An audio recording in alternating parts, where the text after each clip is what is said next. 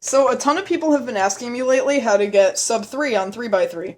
Now, sub 3 is a really hard milestone to break. It's even harder than sub 20 in most people's opinions, but once you get past that sub 3 milestone, it just feels so good.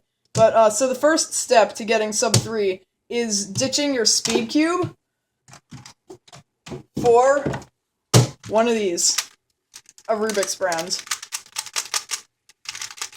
Now, you can probably tell straight away that this is going to get you super fast times, but the main thing you want to do is, the first thing you absolutely need to do to get sub 3 is switch to Keyhole F2L. Now, it might not seem right, especially if you're using F2L right now, because F2L seems a lot more move efficient and just overall a better method, but Keyhole F2L is absolutely the way to go. So, you should definitely go to Keyhole F2L. Also, if you're color neutral, stop right now. Cross on orange only. Only. Also, you always have to do cross on back, because it's just a lot faster. It adds more rotations to yourself, which is really good. So that sort of helps yourself get a little bit faster, if you will, closer and closer to sub 3. So anyway, I'm just gonna do that much. So cross on back on orange, of course. There we go.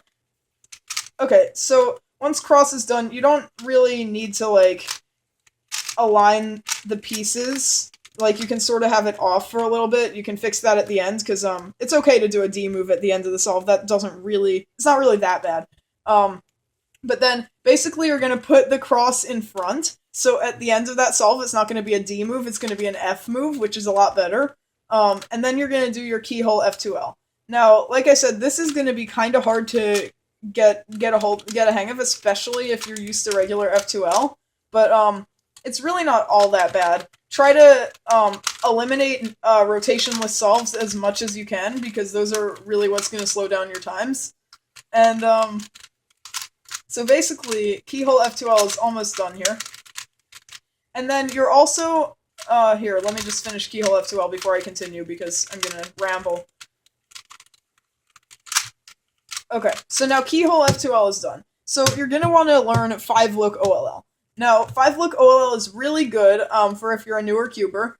It's really fast. So basically, if you have the L case, you're going to do an algorithm again to make it another L case. And then you're going to do it again to give it a line case. Again to make a dot case. So that's 3 looks so far. And then you do that again to give you another L case. And then you just use your normal 1-look OLL for the rest of that. So there's 5-look OLL. And then you're going to want to go for 4-look PLL. Now, it's a little bit less looks than 5-look OLL, so it's actually a lot easier to get a hang of. The only thing is, for PLL, you're actually going to do a cube rotation. You're going to do a Z2, so you can have it on the front. That makes it a lot easier to recognize, because you can tell the different colors a lot easier. So, with that Z2 with red in front always, because we're always going to solve on orange, basically what you're going to do is R prime D prime RD, except it's really more like R prime B prime RB. You're going to do that 6 times. That's your first look. Your next look, you're going to do 2 T perms just to warm up your PLL muscles. It doesn't matter what side you do that on. That's our third look. And then we're going to do our normal 1-look PLL. Do as many rotations as you can. And when you're 2 turns away, you want to think about your moves carefully so you don't mess up the last 2 turns. So the basic thing you want to do here is just, like, look at the cube and figure out your last 2 moves. So you can do it sort of intuitively. So it's kind of like intuitive PLL. So you look around and you're like, okay, how am I going to solve this?